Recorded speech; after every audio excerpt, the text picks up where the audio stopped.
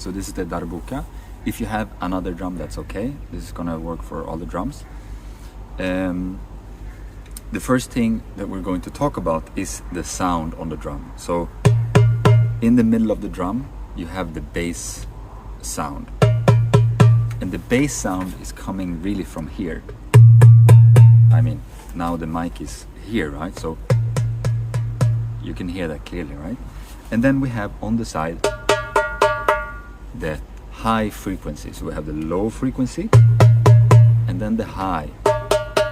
And that's basically it. And then you can do many differentiations of these on the drum, right? So strike with the thumb.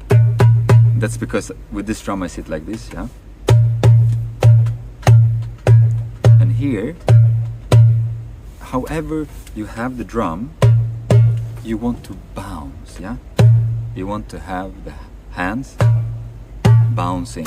If I don't bounce, there's a different sound. And for example, when I strike like this with my left hand, I notice it's not as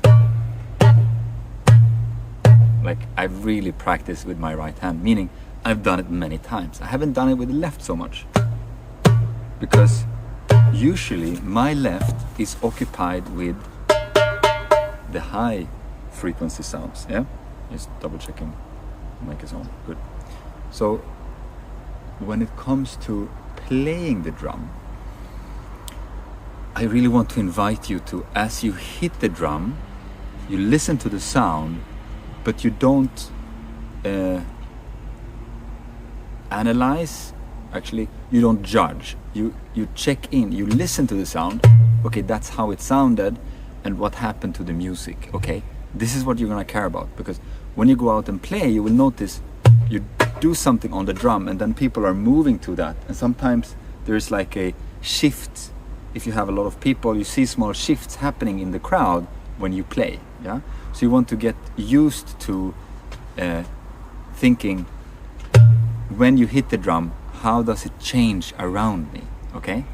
And when you're alone in your room, you just feel into the vibrations that are coming from your drum and landing into the room, okay? Probably what you will be doing is to worry how your hit sounds, and that's the wrong thing to use your mind for, okay? You want your mind to be occupied with how does it affect the room. And of course you're listening to the sound, so let's say you want to do the sound, the low sound, and then suddenly you kind of throw yourself off.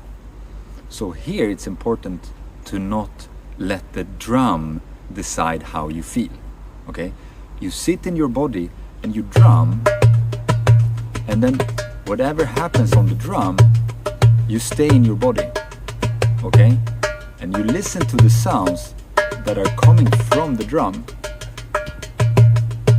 and you gently adjust it into how you want it to be, yeah? How you want your drum to sound in the room. And here it's so important because you are the drummer. If you have a drum, you're the drummer or a drummer, and what you are doing affects the music, affects the room. So now it's your responsibility to learn how you are with the room, how you are changing the room, okay? I'll give you a few examples. I will use, for this terminology, I will use a kind of Native American way of doing, explaining things. So they always use the circle. And in the circle they have 4 different directions. And each direction has an element to it. So in the south we have water. In the east we have fire. In the west we have earth. So that's opposite for you, yeah? And so you have west, earth, fire, east, north, air, yeah? And in the middle, void. So if I were to refer to these terms, sometimes what you want to do is to really fire up a room, yeah? You really want people to start dancing or they maybe even ask you, like, we want to dance, like, can you play something? So then you go into the fire aspect, yeah, in the east. And here you really want to drive, yeah? What a lot of drummers do as a mistake is that they set a very high dynamic in the beginning, and then they don't have somewhere to go. And we drummers, if there's something we do and we can play with, the first thing to learn is to play with dynamics. Okay? So dynamics is the change in volume. And it can also be, we can have dynamic in many different things, but for now we're sticking with volume. So used to play like more soft and maybe less intense, and then you slowly go up and you create like a new floor, and then from here you can also go up, and then it can go down and then up, and of course you do these much slower than what I'm showing you now. So fire. I wonder what my neighbor is gonna say. So fire, what's good with fire is to play really fast and also really loud. But then again, so that's different from going like,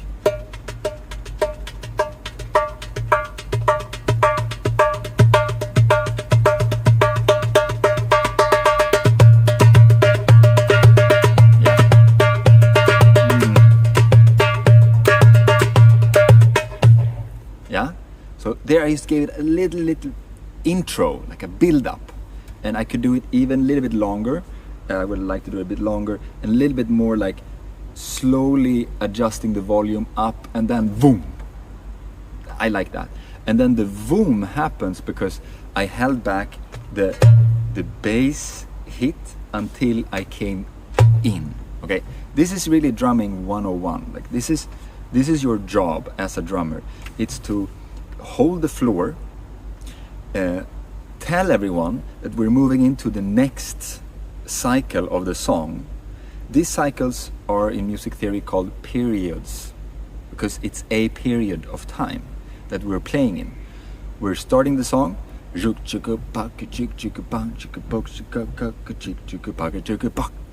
then the next period comes, and it's maybe the same. Then the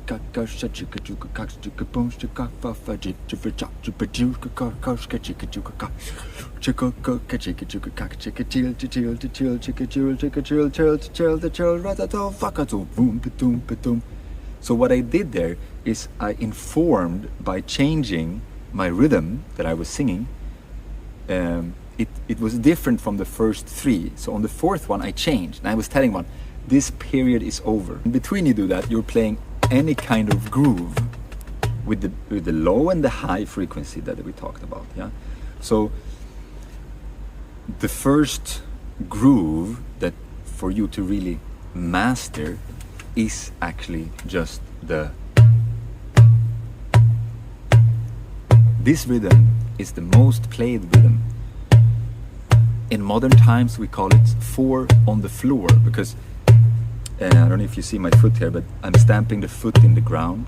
If you have a drum kit, you will bash or like stomp your foot like this, yeah, for the kick drum, and it's on the floor. And like all techno music is built on this, and all shamanic music, like with the boom, boom, boom. I will take back the word all, but I think you get my point. This is a very simple, and it carries so much, and you can always rely on it.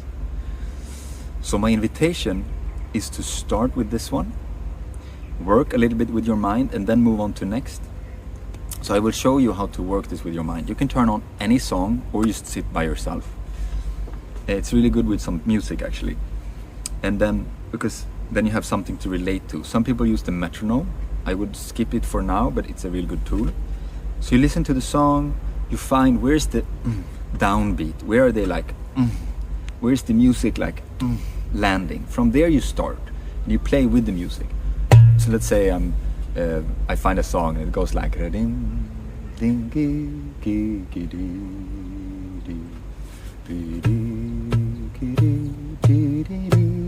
So you find the rhythm.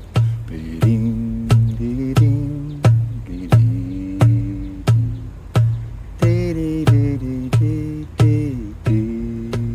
you keep playing. You can half the tempo. And what you're doing with your mind is you're listening to everything in between your hits, okay? So you're not focusing on the hits, you're focusing on everything before and after that leads up to these hits. I think I'm pushing my beard onto this mic, I'm sorry. So, so here, that sound before informs when I'm going to land. Because you will start to get to know the melodies, right? So you know, you know the distance because of the melody. Listening to only that, you won't know where to hit your next one. I mean, the one thing the drum lacks, which is funny because this drum has a lot of tone, and of course drums has a tone, you can hear the tone, but it's not like a guitar where you can like boom, stay. There is no sustain, yeah? So the drum lacks sustain. This hit also has a tone, but very little sustain in the tone, so the tone disappears quickly, which is amazing because everything we do is we're just informing about rhythm. So going back to the rhythm that you want to create for any kind of song, you listen to the melody and you find where the melody goes.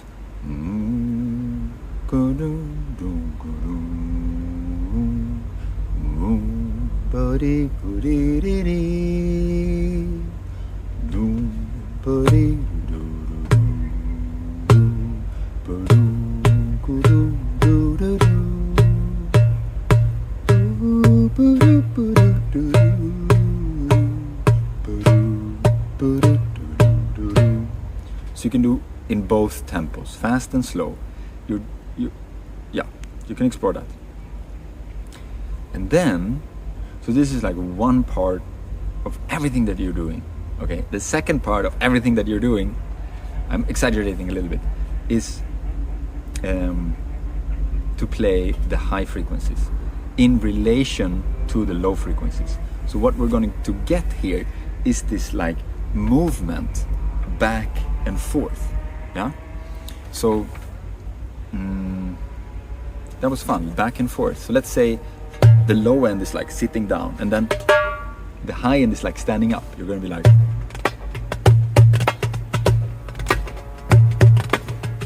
and sitting down, standing up. I'm just in my mind, I'm imagining the dance like boom,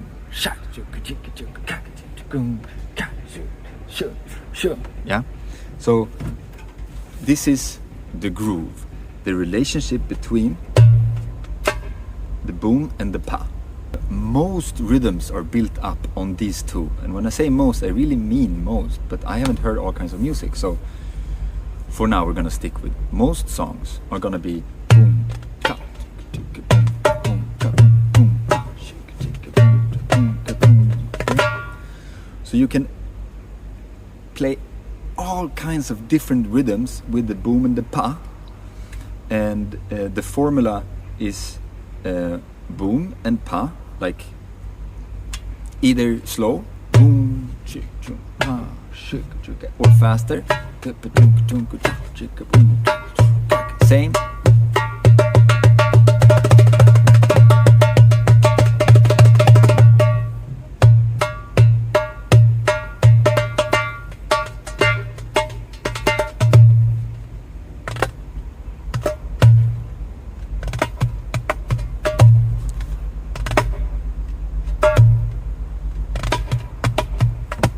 So maybe what you did not see is my foot, and I was with my foot, I was stamping.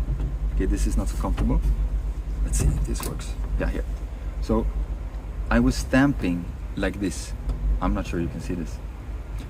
I'll show with my hand also. Okay, so here I am relating to what we call the subdivisions. So as you see this keeps it going all the time. It didn't matter what I played on the drum. And this is my relationship to the rhythm that is being played right now. So with this, I'm kind of like pushing against the rhythm in the room. So if someone else was playing with me, I would like look at them, I would listen to them, and I would like bounce my body against them just to feel like, do I feel their groove? Can I feel their groove? So this, of course, when you're alone with your music being played, you bounce to the music, okay? And from there you start playing. But even if you feel like, you don't have to play that, okay? I can support this groove that I'm feeling by.